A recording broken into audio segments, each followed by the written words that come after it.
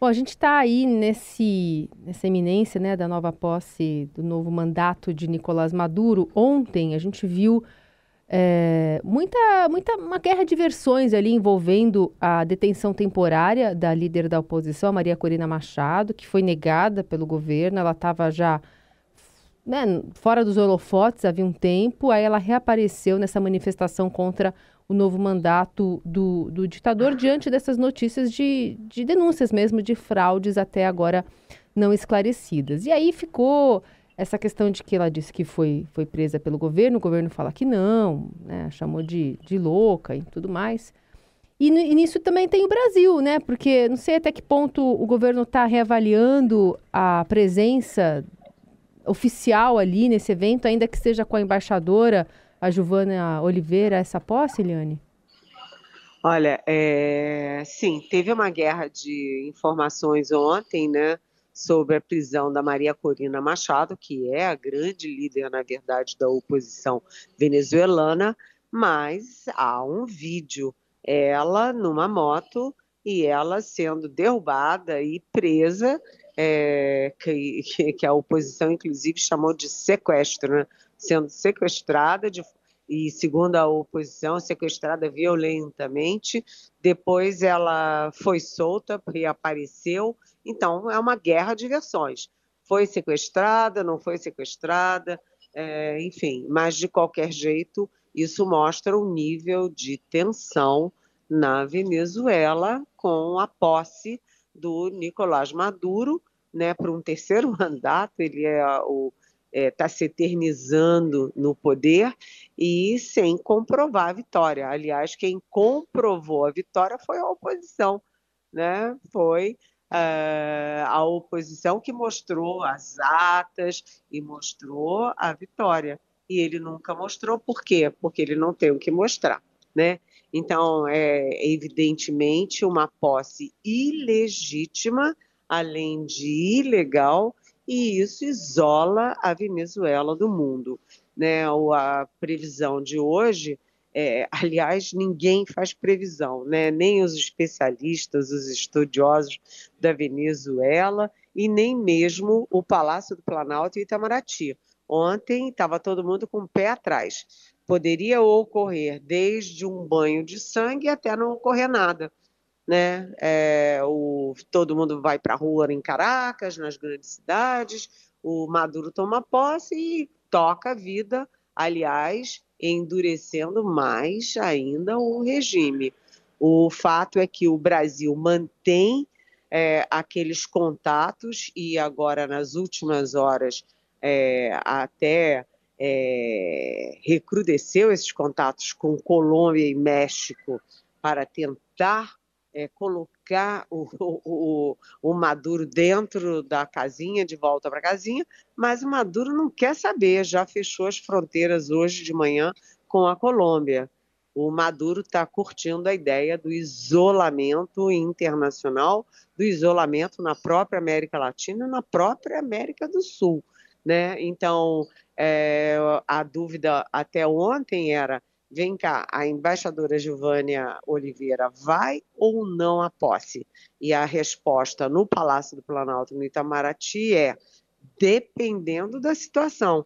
É claro que se a polícia sair batendo e prendendo o opositor, a Giovânia não irá à posse.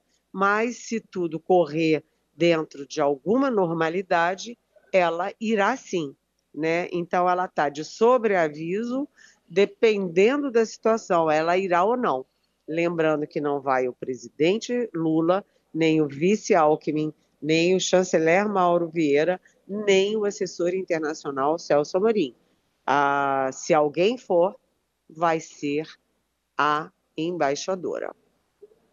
Tá, vamos seguir acompanhando essa agenda.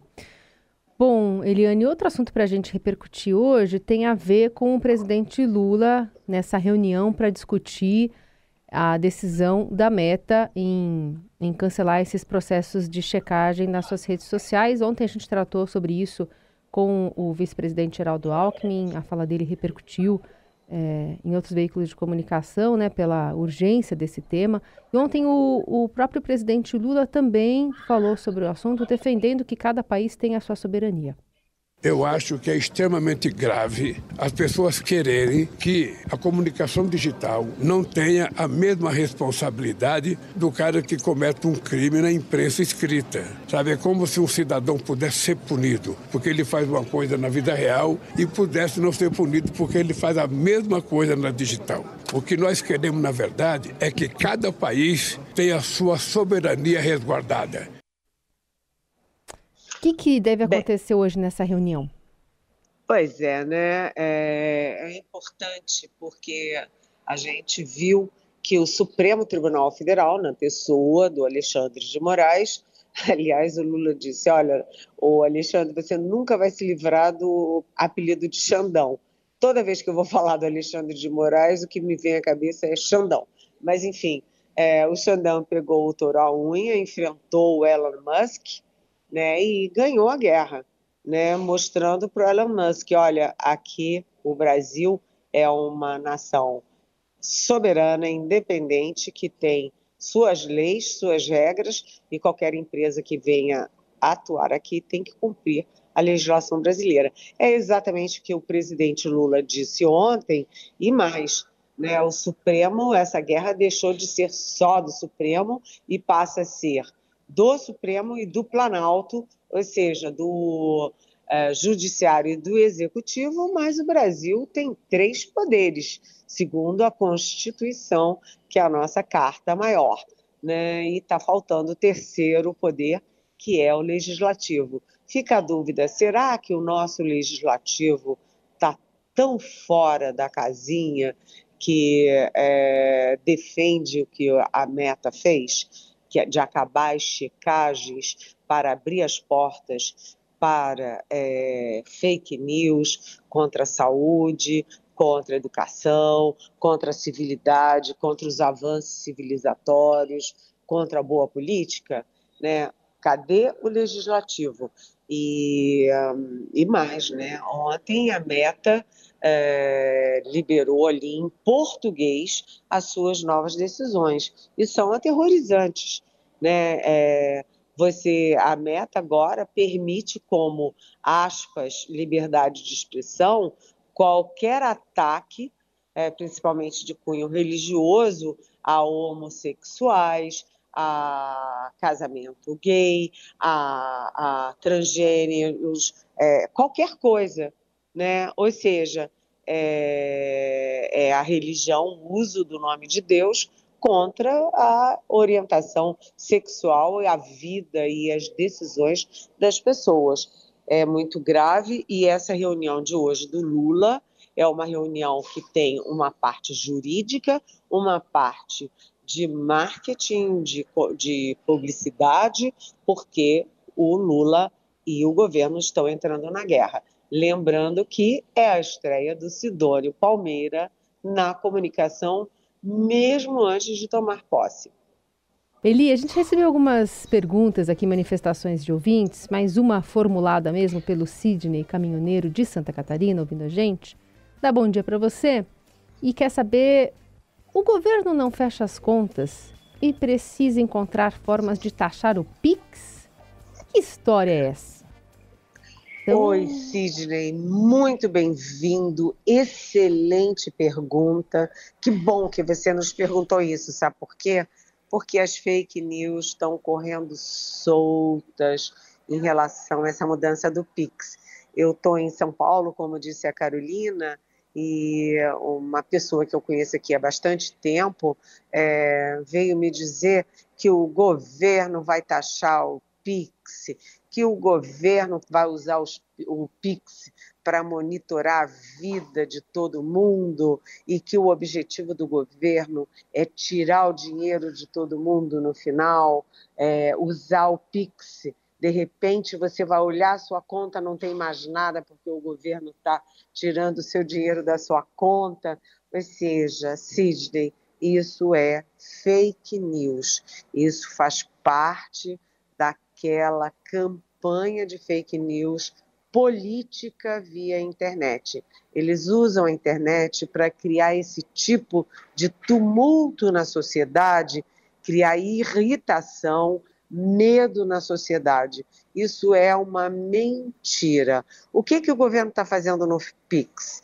Está criando um mecanismo que o mundo inteiro tem, que o próprio COAF já tem aqui no Brasil para contas comuns, né? Que é o seguinte: quando você tem uma movimentação acima da sua capacidade financeira, né, essa informação vai dos bancos para o sistema federal, para o sistema da Receita. Porque se você ganha R$1.000 por mês ou R$1.500 por mês, você aparece com R$100 mil de repente, você tem que explicar a origem desse dinheiro. Então, isso é um sistema que é usado no mundo inteiro. Se você é uma pessoa física e tem uma movimentação acima de R$5 mil, isso é comunicado. Se você é uma pessoa jurídica e tem uma movimentação acima de R$15 mil, isso é comunicado.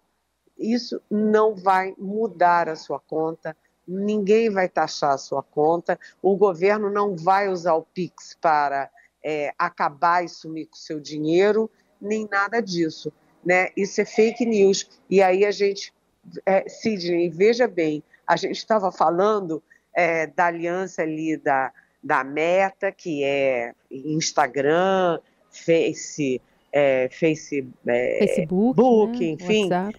E você também tem o Elon Musk, o X, etc., numa aliança com o Trump para fazer esse jogo político e confundir a população com fake news. Não acredita nisso. Ontem o próprio ministro da Fazenda, o Fernando Haddad, foi a público negar, dizer que não é isso, né? Então, atenção, foi ótimo você fazer essa pergunta. Super bom dia e bom ano para você, Sidney. Boa. Imposto sobre Pix, mentira. Imposto sobre quem compra dólar, mentira. Imposto sobre quem tem um animal de estimação, mentira. Pessoal, vamos prestar atenção, está circulando uma fake news, prejudica o debate público, prejudica a política, prejudica a democracia. Essas coisas estão circulando e nem sempre as pessoas têm tempo de checar. E aí acabou que o governo teve que se mexer, tamanho, né, da circulação dessa fake news, Eliane, inclusive colocando na roda já o Sidônio Palmeira, o novo ministro da Comunicação, que saiu a campo para tentar já ter uma peça que responda a essa circulação da notícia falsa, né? Exatamente, o Sidônio Palmeira nem assumiu ainda, mas já teve que arregaçar as mangas e enfrentar uma fake news gravíssima. Isso cria ódio das pessoas contra o governo, sabe? Cria um ambiente político e social ruim, né? E se espalha feito, sabe, fogo em palha. E aí o Sidônio Palmeira, que diz que o governo não pode reagir analogicamente a um ataque desse tipo, né? Ele está botando a turma dele em campo com carta branca para mexer em toda a estrutura da comunicação do governo. Ontem já caiu o José Crispiniano, que enfim, está com Lula há muitos e muitos anos, né? E já foi trocado por um homem da confiança direta do Sidônio. E cá para nós, mesmo quem cuida da área ali digital, que é um indicado da Janja, a Janja, toda a poderosa Janja, também vai ser trocado, né? O Sidônio está com carta branca para mexer e acontecer. E ele já começa fazendo uma coisa positiva, que é botar o ministro da Fazenda em campo para desmentir uma fake news grosseira e que sabe, danosa para a sociedade, para as relações, para a visão política da sociedade. Super, cria muito ruído. Aproveitando esse noticiário meio econômico, Eliane, eu vou dar aqui notícia que acaba de sair do IPCA.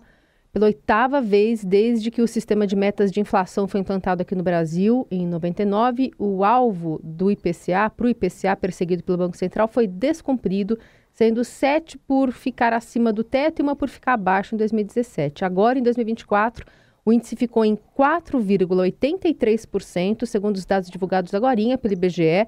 O centro da meta é de 3%, com margem de tolerância de 1,5 ponto percentual para mais ou para menos.